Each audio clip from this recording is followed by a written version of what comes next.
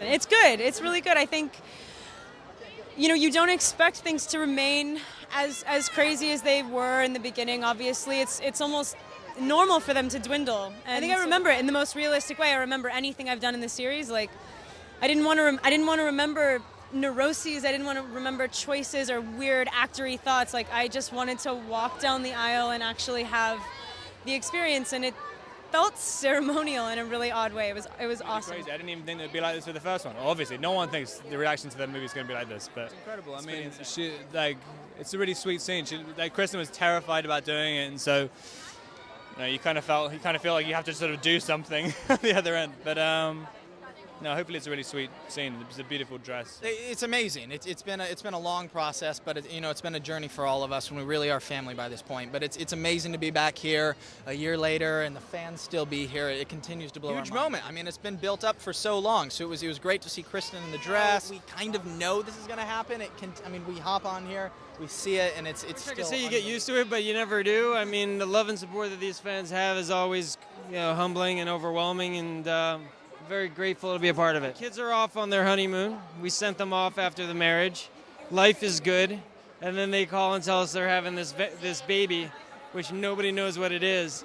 It creates a big divide in the family. And, for the first time, Carlisle and Esme are kind of not on the same page. I mean, Esme wants to keep the baby. Carlisle sees it as a threat to Bella's life and wants to take the baby out. And, one of those, somebody's not going to be happy with the outcome, and scripts that we were doing at the same time. Sometimes you go from movie 1 to movie 2 right next to each other, like you'd be doing one scene from movie 1, then you'd go right into a scene from movie 2, so you always kind of needed to know where you were in the story. And then we were shooting in Baton Rouge, we were shooting in Canada. It was, it was tricky. We are at the Breaking Dawn Part 1 premiere. A lot of eruption of screams, especially when the boys walk down the carpet. No, it's incredible. It's such a kind of contagious energy, and there's this kind of adrenaline rush. It's just a lot of fun. There's a ton of fans who have been here for 5 days camping out. There's a woman who's 7 months pregnant who camped out to wait for us. Like, it's crazy. It's amazing. The number grows from premiere to premiere. This year we have about 1,410 city. I'm not sure what last year was, but it definitely feels like there's more here.